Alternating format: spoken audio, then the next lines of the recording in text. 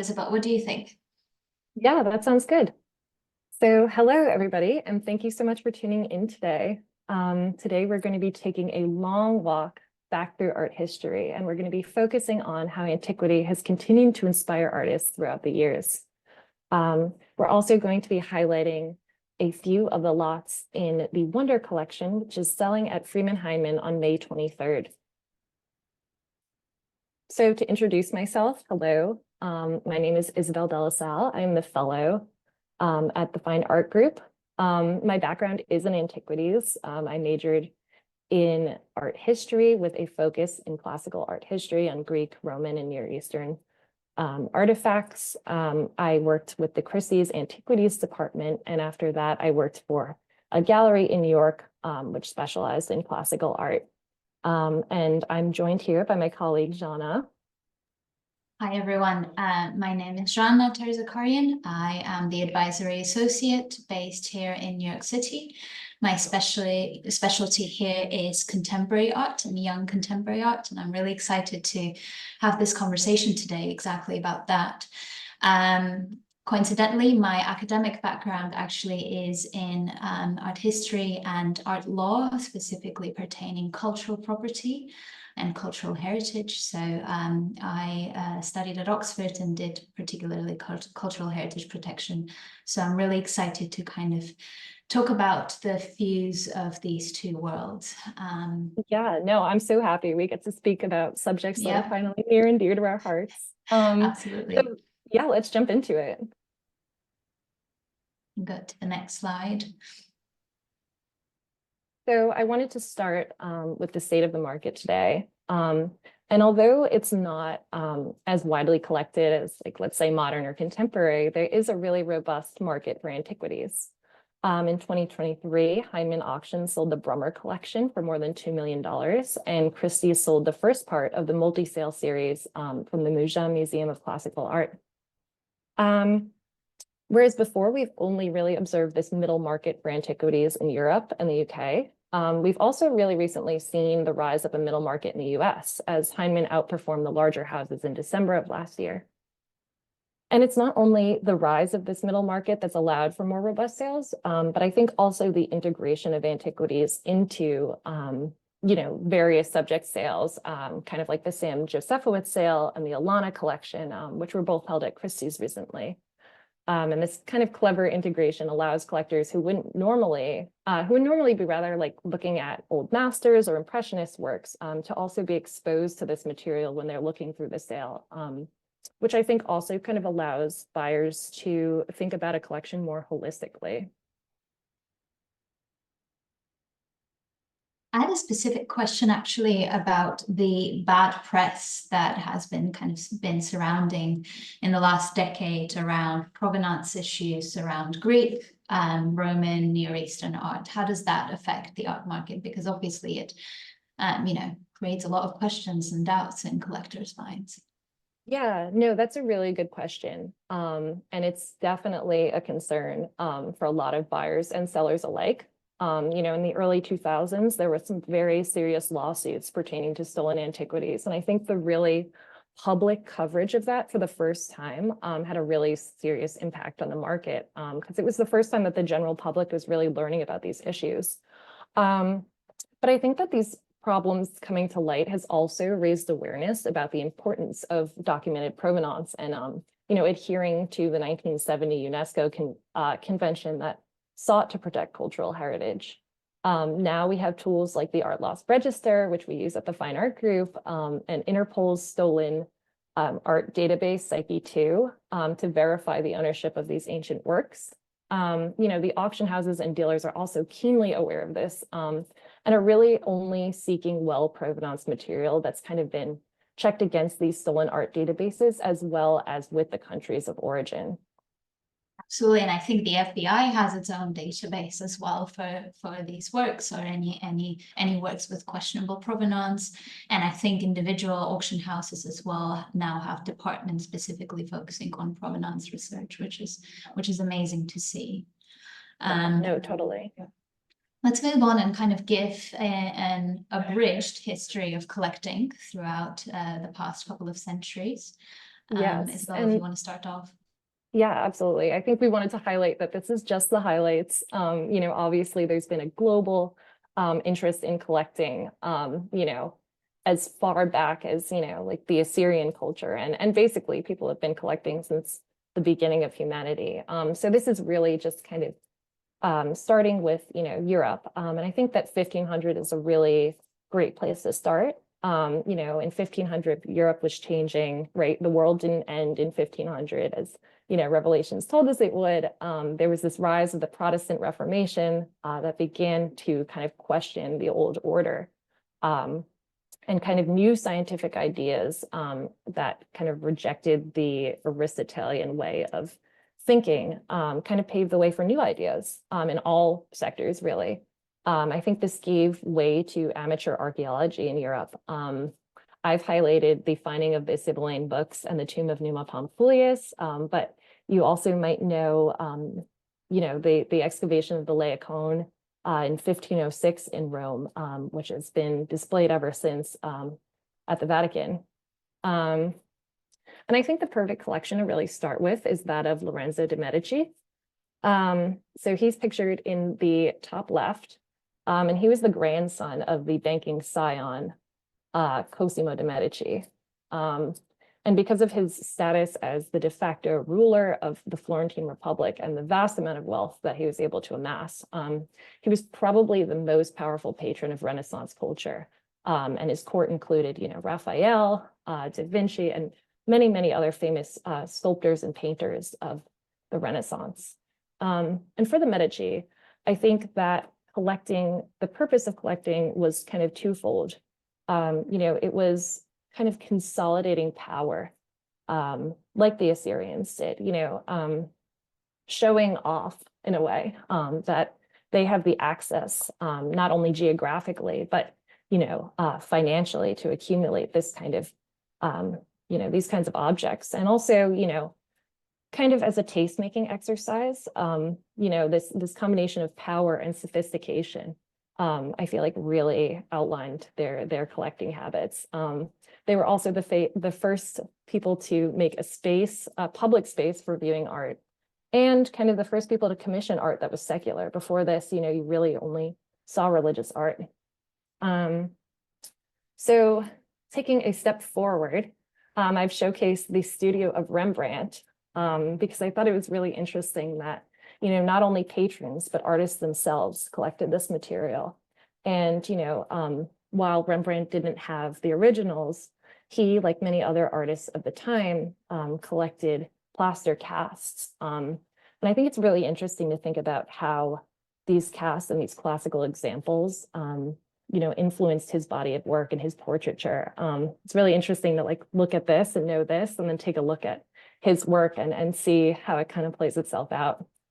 And then I'm jumping forward a little bit more to the collection of Charles Townley. And, in the early 1700s, we had this shift from Italy to England as the progressive center for science and philosophy.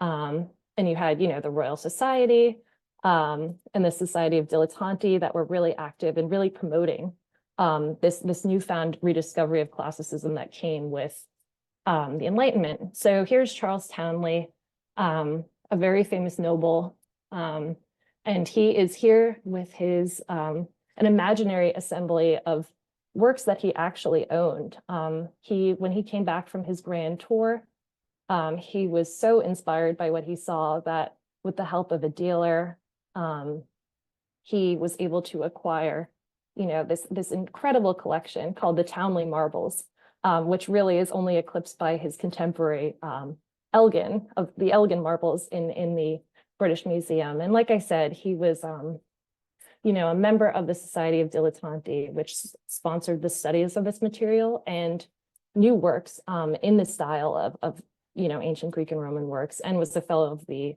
prestigious Royal Society. It's quite interesting how it kind of goes through centuries. I want to pick up here and move away from Western Europe for a change and look at Catherine the Great, and look also at a woman collecting art. So we are in 1760s. She is the Empress of Russia. It's interesting to look at how Russia was developing along with the Western Europeans in relation to enlightenment of the time. So Catherine the Great embarks on this almost half a century of a period of collecting, whereby her main interest is kind of go beyond her personal hobby and her love for art and really develop an identity for the Russian state. So it was all about communicating power. It was all about, you know, building a state. It was all about state building in her decision to build the collection, which is now the Hermitage Museum in St. Petersburg. So as she embarked on this journey of state building, this idea was to kind of, the collection was not just for herself, but for the nation. So that became a key to her acquisitions. She was looking predominantly at, you know, Italian Renaissance, Dutch and Flemish paintings, but she was also looking further back. Assyrian, Mesopotamian, Egyptian artifacts with also very big quantities of Greek and Roman statuary. At the end of it, the collection is vast. It's 4,000 paintings, about 40,000 books, drawings, gemstones. I'm not even talking about the sculpture and kind of the medal collections as well. So this is quite interesting to me. And I think Isabel, you mentioned spoils of war and collecting as not as something uncommon at the time. And it does go back to centuries. But I think in the 19th century, it's quite interesting. During the Napoleonic Wars, it was a common practice among French troops to ship looted artworks from all the conquered states back to France, to the newly built Louvre. Which soon became to embody kind of the French imperialism in a physical form. As part of his expansionist master plan, Napoleon, these works were kind of Napoleon's trophies of conquest. Again, this was consciously designed to embody French culture as this culmination of human civilization and centuries old of history. So again, going all the way back to Egypt and Greece when thinking about human creation. Just the same way as the Russian art collection was seized by the state after the October Revolution, the French collection as well was also seized for the good of the people. Moving on, a century later, I want to highlight the Getty collection. We are now in the 20th century. And this is a collection that belonged to oil tycoon J. Paul Getty. This is a home for both of his collections that reside at the Getty Villa as well as the Getty Center, both in LA. I want to kind of focus on the Getty Villa for our purpose of our conversation. This is the place that housed Greek and Roman and Etruscan art.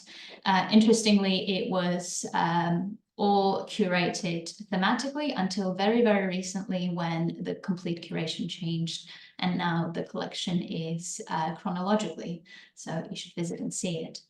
And I think to conclude, I want to come to 2000 and highlight the collection of a visionary collector, Francois Pinault, not because he collected ancient art, but because of where he decided to place his art, because his collection is predominantly 20th and 21st century, kind of 20th century onwards. But he decided one of the centers is in Paris at the Bourse du Commerce building, which is a 16th century building that was erected then. And the kind of the conscious choice to have a dialogue between past and present, between heritage as well as contemporary creation. So you can see in that picture on the top, far right, this building was erected in the 16th century around the first freestanding column in Paris. It was a wheat and corn silo in the 18th century. Then it received its first ever dome in the 19th century and became the stock market. Hence the name. And in 2016, together with the city of Paris, Francois Pinault announced plans to convert it to a museum, which I think is quite fascinating, that contrast between the past and the present. Yeah, I just wanted to add too, I love this, like, the Rape of the Sabines, such a canonical sculpture. And, it's really interesting to me that there's this trend, like overall, of like, from the Medici, it's really like individual taste. And, like a real taste-making exercise, into the Grand Tour era. And then we have this like state building and thinking about, how a collection kind of, reflects the identity of the collector. And then we're kind of moving back into that, individual collections that are now public. I think it's really interesting. Absolutely. Yeah. We can go on to the next page. Yeah, so we briefly touched on the artist as a collector with Rembrandt, but I kind of wanted to return to that idea as we move along. So going from the left, you have the Cnidian Aphrodite, also known as the Venus Pudica. This is the Ludovisi Roman marble copy, which I believe is in the Vatican Museum.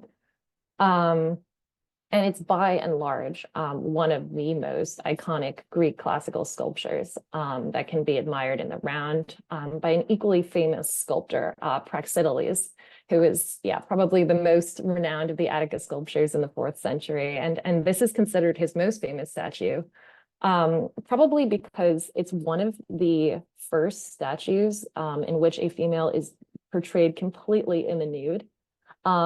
And, we do see that in earlier Greek pottery, but it was usually, in sculpture, it was reserved for men. And in pottery, we really only see it with enslaved women and courtesans, and definitely not deities.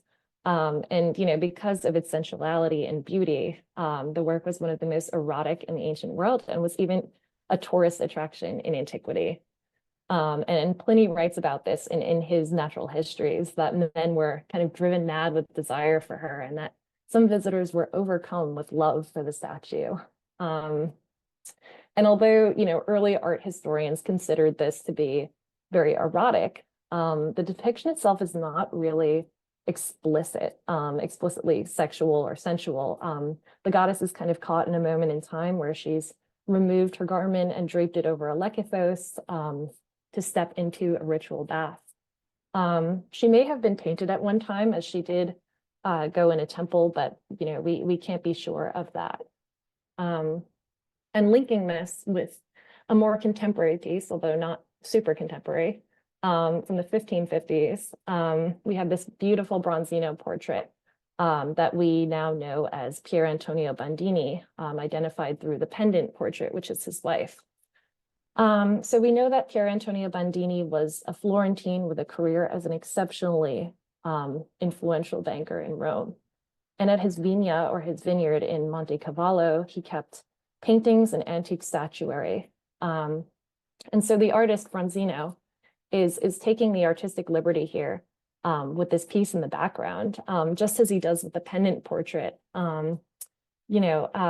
He's showing this object that a lot of scholars refer to as a fantasy object, which doesn't necessarily, it refers to this very specific Aphrodite, but it's not necessarily a statue that he would have owned, rather a symbol of, his position in society and his class and this princely pursuit of collecting that was so popular at the time. This is quite interesting because it even seems as if Yves Klein, which the work that we're talking about and the artist was working in the 20th century, was looking at Bronzino, because that blue is quite strikingly similar. So here we're seeing, again, 20th century meets ancient classic. Here the artist is looking at the Venus de Milo, the emblem of the Hellenistic period and the symbol of feminine beauty for centuries. Venus de Milo was undeniably an inspiration for this work, but Yves Klein is adding his own artistic touch, his signature kind of liberty, by first of all featuring the torso, only featuring the torso, and kind of reversing the orientation of the original sculpture. But then on top of that, this is 1960s. He was developing and refining his blue pigment. He finally, in 1960, registered his international Yves Klein blue patent, which is this pigment that we're seeing. And in 1962, he began transforming everyday items and also antique works from the Louvre by covering them in this newly patented IKB blue. He then used that in his paintings as well. So it was very predominantly used in his practice. So I think just to kind of follow up, this is probably the structure we'll be taking on today. We're going to be looking at works that date back to antiquity and at artists primarily working in 20th and 21st century who are directly responding to these centuries old art. So this is kind of a snippet of our structure of our discussion today. We can go on to the next page. So I guess we can start with Cy Twombly, one of my favorite artists of the 20th century, American artist working in mid to late 20th century. He was endlessly inspired by antiquity. His works often infused with mythology, poetry, archaeology. For him, exploring the past and understanding the ancient art and literature was very much key to his modernist practice. He was a reader of ancient texts. He loved ancient Greek and Latin poetry. So text comes up very often in his works, and you can see in this particular example, it's pretty exemplary of his other works. The text drifts in and out of legibility, and it's all about this kind of deliberate, almost meditative, and it kind of shows the process of him thinking through these ideas. We're talking about 50s, 60s, New York being one of the centers of modern art, and he deliberately chose to avoid it, moved to Italy in the 50s.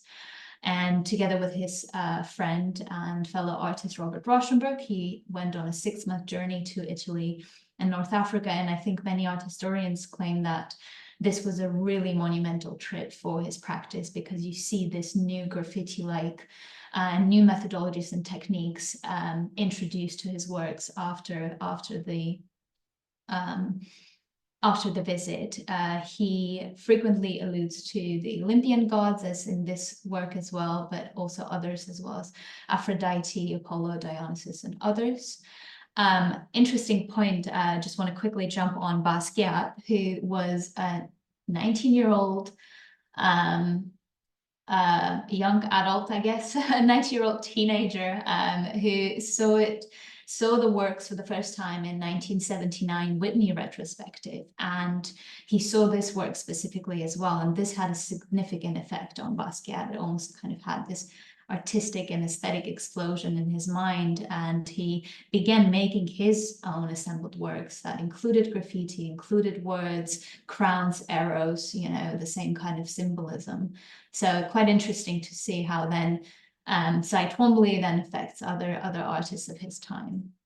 Yeah, oh my gosh, I'm so happy that you mentioned Basquiat, because when we were putting this together, he was an artist that like really came to mind. If you are familiar with the work El Gran Espectáculo, the Nile, where he kind of, you know, not only uses Egyptian imagery, but there's also, you know, Greek words and whatnot, which is really interesting to me. And yeah, like Jean was saying, the role of mythology in ancient texts in Twombly's work was really, really undeniable. And it's kind of a foil to this Apollo work. I wanted to showcase this work from the Wonder Collection with Eros. And, you know, this is such a canonical, you know, from Ovid's Metamorphoses, the Apollo and Daphne myth, wherein Apollo offends Eros by mocking his archery skills. And then, you know, Eros shoots 2 arrows, one hits Apollo and fills him with insatiable lust for this river nymph, Daphne. And the other hits Daphne and fills her with exactly the opposite. You know, just abhorrence for all things romantic. So then you have this pursuit where Apollo pursues Daphne, and when she was tired of running, she called to her father, who turned her into a laurel tree. And this, if you've ever seen the Bernini work, Apollo and Daphne, this famous pursuit and scene where, you know, she's morphing as Apollo catches up to her is really beautifully pictured. And yeah, Apollo adorns himself with the laurel leaves and calls it his special symbol, which is why it's such a strong association. But I love this little fragment. I think the wing is really well articulated. I love the way the arrow is kind of looking backwards, holding that snake. I think it's really, really quite sweet. And I love that also we included a view of Twombly's residence in Rome, because he was also a collector of these things. So I think that, you know, going back, like we've been doing, you know, the Absolutely. artist as a collector and being inspired by this material is really interesting to think about. Absolutely, and being surrounded by it. Let's move on to the next slide for our next artist. Yeah, so continuing with Barbara Hepworth, I'll actually start talking about this really beautiful brown quartzite head. So what's really interesting to me is that the Egyptians had no language. They had no word for art, which is kind of a weird phenomenon. And reliefs that show sculptors at work never really show sculptures unfinished, which is also quite interesting. But it makes sense because, you know, artwork in Egyptian society served an essentially functional purpose that was really integrally bound up in religion and ideology. And so there was really no significant tradition of individual artistic expression, since this art kind of served a wider and cosmic purpose of maintaining order. And looking at quartzite and other hard stones that were quarried near the Nile, like basalt and porphyry. I don't know if anyone has any experience sculpting, but these stones are very hard to carve, especially when you don't have modern tools, like power tools, you know, and so it was up to the Egyptians to use even harder stone tools, and tools made of copper alloys and abrasive sand to kind of shape it down. So as you can imagine, you know, the labor that went into this, it was only really reserved for really important figures like pharaohs and officials. This is quite interesting because I think as we think about materials and going back centuries again, Barbara Hepworth was a British sculptor. Material was obviously everything for her. Feeling, touching, understanding what you're seeing through, not only through your hand, but also through your eye and your mind was very key to her practice. She thought very hard about the materials that she was using to make her sculptures, and she was endlessly fascinated by Egyptian art, and interestingly, she actually recalls one of her earlier memories of watching a film on Egyptian sculpture when she was a kid in school, and how it had a significant impact on her decision to become a sculptor later on and to, you know, take up carving. This particular work that I chose kind of, first of all, really responds to that material, and it's titled Hieroglyph. In some ways, we can make a link into how sculpture is a form of picture writing or storytelling, just the same way as Egyptian hieroglyphics were used as well. And it could help us think about material in general. I think it's quite fascinating. Yeah, I wanted to ask you actually, what is Ancaster stone? I've never It's heard of that. quite interesting. So this is a limestone that is coming from a particular place in England. I believe it's Ancaster, Lincolnshire. It's quarried around there. So she was very deliberate about her surroundings and how her surroundings had affected, affected her choices of materials. And I'll show you in the next slide a little bit more about that. She lived in St. Ives, Cornwall, which is a beautiful place with very interesting landscape, and I do definitely believe that has impacted her practice. If we go on to the next slide, I'll dive a bit deeper onto that. So, speaking about materials and being guided by what's in the stone, that is what was key to her practice, but that's also a very ancient practice of carving directly and working directly with your material. Apart from Egyptian art and sculpture that she was inspired by, Barbara Hepworth studied Romanesque and early Renaissance sculpture. She was also very interested in Cycladic and archaic Greek sculpture, which is reflected in her carvings in the late 1920s. So the work on the right is quite stunning, because it directly speaks to the work for the Metropolitan Museum of Art that Isabel brought up. And, you know, the inspiration is quite striking. Yeah, no, as John mentioned, I mean, when we put this together, when I first saw this musician sculpture, immediately this little sweet little harp player came to mind. It's just, I mean, you know, I was talking about the difficulty of carving hard stones before, and this was even earlier. You know, Cycladic marble is what is still highly prized today when you think about the marble from Naxos and Paros. And, you know, it was still a difficult material to carve. So you think about the person who was using, you know, pumice, emery, sand, and not much else to just so intricately carve this beautiful little statue.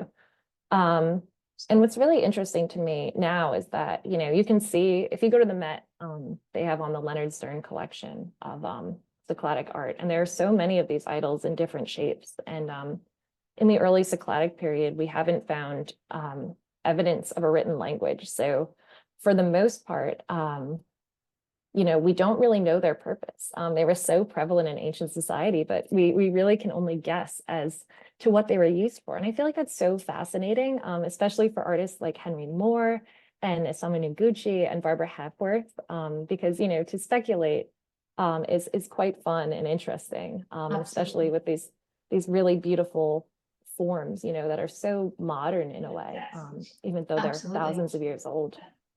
Absolutely. And I think the lasting effect that these works have on an artist, and just kind of as a contrast moving 30 years later, just to kind of bring back that the inspiration was not only in her earlier career, but throughout her career. And so in the 50s, she was in depression from separating from Ben Nicholson, as well as because of her first son's death. And her friend actually decided to take her to Greece to look at classical sculpture and carving.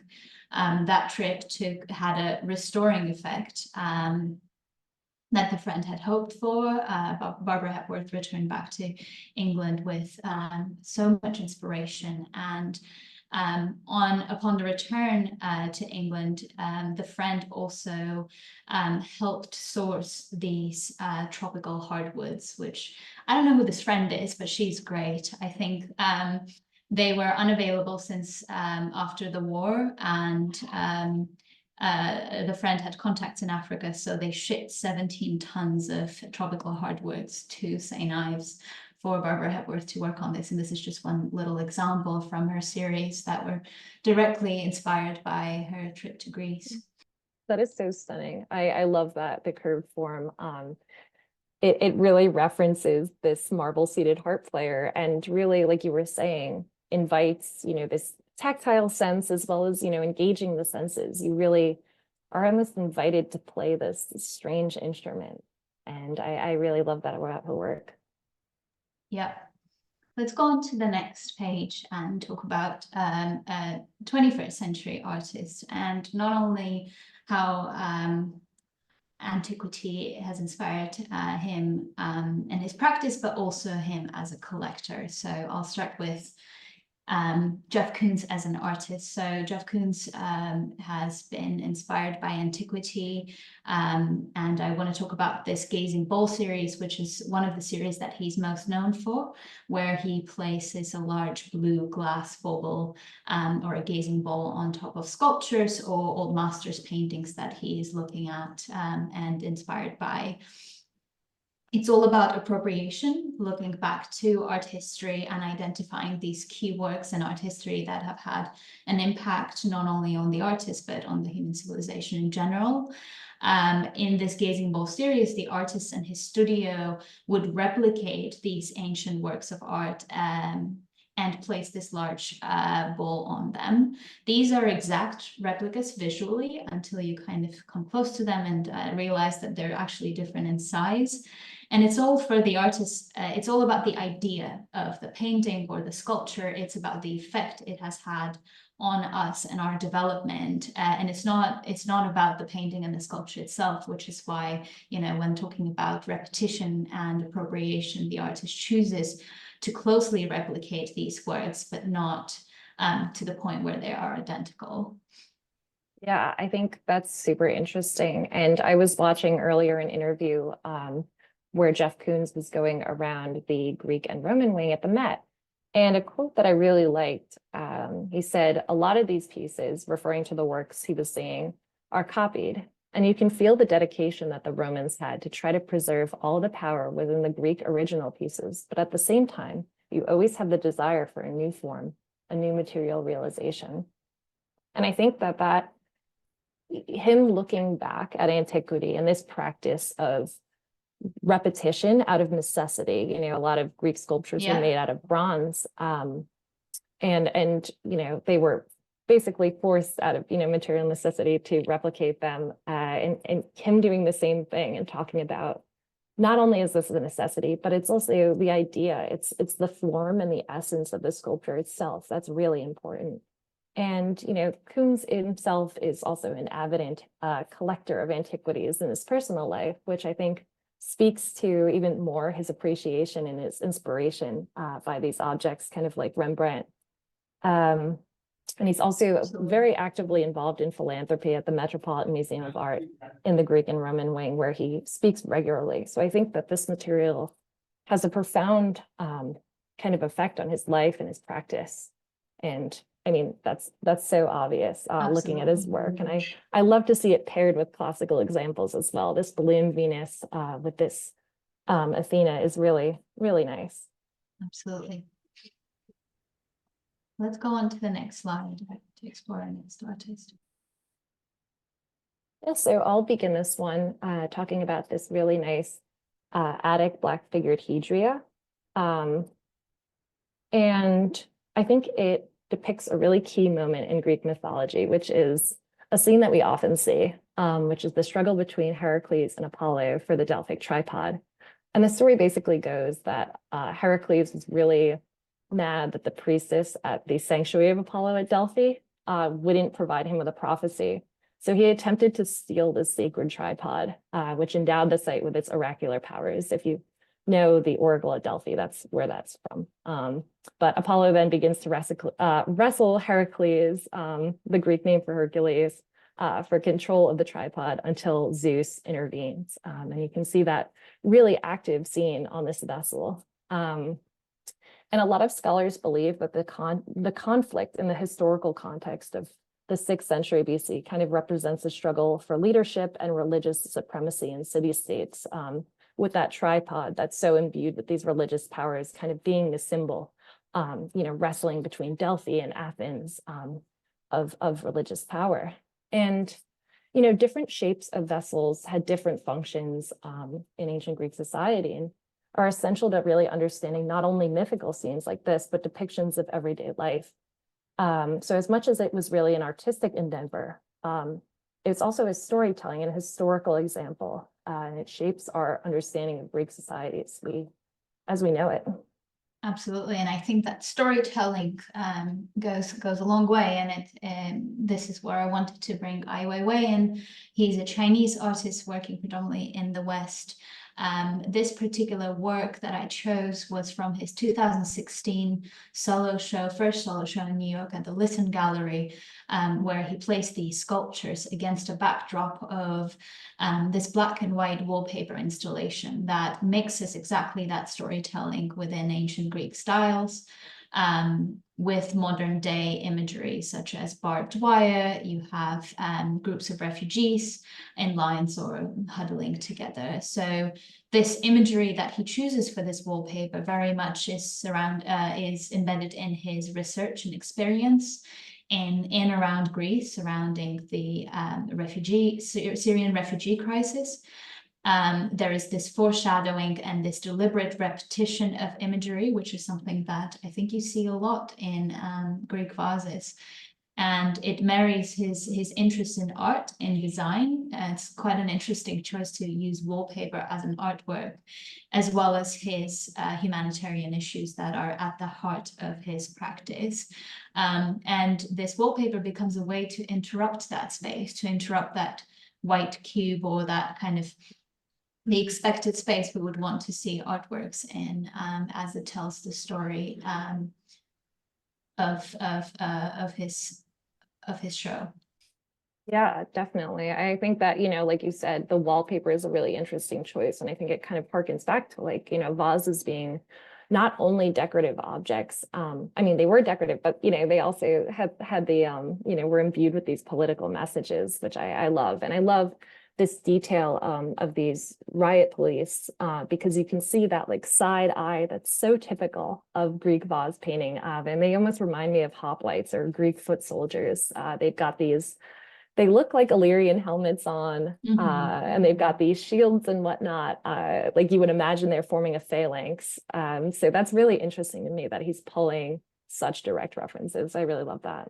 Absolutely. And I think just to add that this practice of storytelling through these decorative choices is not just a Western practice. If we look at the Benin bronzes, for example, which are modern day Nigeria, then Benin Kingdom, 15th, 16th century, they were using these bronze plaques to cover their castles, but each of the plaques would have imagery from the storytelling aspect of it. So it would play the double role of that. So it's quite fascinating to see how history repeats itself on different parts of the world. Let's move on to the next slide.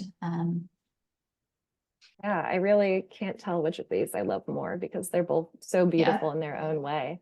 This is obviously one of the most iconic sculptures in the Greek and Roman wing at the Met. It's a marble statue group of the three Graces, Aglaia, which is beauty, Euphrosyne, which is mirth, and Thalia, which is abundance. It's such a canonical example. You know, in the Greek original, they would have been dressed. This is a Roman copy, and they're nude. You know, and this pose was just replicated on Etruscan mirrors and sarcophagi and just every kind of object you can find this image. It's really, you know, provokes the canon of Western female beauty, and it's just a beautiful statue. I mean, it's so highly finished. It's marble, and it's just so beautiful to look at. But comparing it with Nicolene Thomas, if you want to look at that, Jana. Absolutely. We'll look into a contemporary artist, Nicolene Thomas, where she portrays these three Black women wearing rhinestone embellished 1970s inspired style clothing and high-heeled shoes. These women are posing in the classic style of these three graces from Greek mythology. And as you mentioned, they're goddesses that represent charm, beauty, and creativity. And in Thomas's work in general, but this work specifically, this piece celebrates Black beauty, sexuality, and power, really, as she places these three figures as goddesses from Greek mythology. It's quite interesting to look at material again, you know, marble versus rhinestones, high versus low materials. I think in Nicolene's work, she very much elevates these materials, such as rhinestones, in her work. And I feel like, you know, the clothing on them and whatnot is even more powerful to me and more beautiful than the nude for some reason. I don't know. It's just like the colors of them and the assemblage is just so powerful. And yeah, you know, it's evoking this canon of beauty. I love this work so much. Absolutely. And you also mentioned that the three graces were originally dressed. Is that true? Yes, they were. Yeah. Very interesting. Who was the decision to take the clothes off? I'm quite curious. Let's go to our final slide to kind of bring together, and as we think about concluding our discussion, I thought that Lauren Halsey's this epic installation at the Met would be great work for us to end and kind of to bring you all together. Lauren Halsey is an American contemporary artist who was commissioned to create this installation for the Met's rooftop garden last year in 2023. She used these concrete tiles to build the structure that resembles very much ancient Egyptian style temple. There are also these four sphinxes. You can see a little bit of them right here in the front. that she's using the faces of her immediate family members as well as her life partners on these sphinxes, and kind of looks back to the Egyptian practice and portrays them as guardians of the space and of her. This installation not only obviously speaks to the Egyptian symbolism, but also reflects the space in which she was brought up in her own home in South Central LA. So she looks a lot at this imagery around her of Black-owned businesses, architecture, graffiti tags, and other signage around her. And she very much thinks about this idea of tagging, right, the physical space to make it your own. And I just think that it's such an epic work that brings it all kind of full circle. And I think it's amazing. Yeah, no, I'm too so glad that I got the opportunity to see this work when it was up last year, part of this year, I think. And I also love the way that it really responds to like the Temple of Dendor within the Met. I think that's so amazing. Absolutely. I think she also presented work at the Biennale a couple of weeks ago, if you got to see that. But I love the idea of carving tags and how Lauren kind of utilizes the words and the iconography and the symbols of what she's familiar with and what she grew up to kind of create her own personal vernacular, her own personal hieroglyphics, if you will. I think that, you know, this sandstone relief fragment that I chose from the Wonder collection kind of reflects that in a way. It reflects the really intricate inscriptions of the Ptolemaic period. And also, if you look at on the far right corner in the bottom, that like oval shape that's partially cut off, that is a partial cartouche, which had the title and the birth name of a ruler. And I think that there's something really intentional about carving in stone, you know, committing, you know, a name to stone, such a permanent object, really gives it this permanent feeling. And I think that you get that from both this piece and Lauren's work. Absolutely. It's really fascinating. Well, thank you so much, Isabel. I think this was a great way to kind of look back and look forward. We're gonna conclude here. If you have any questions, please feel free to email us. And thank you so much for joining. Yes, thank you so much, Jana, and thank you so much for everyone who joined. This was a great discussion, and I'm really happy that we got to have it. Yeah.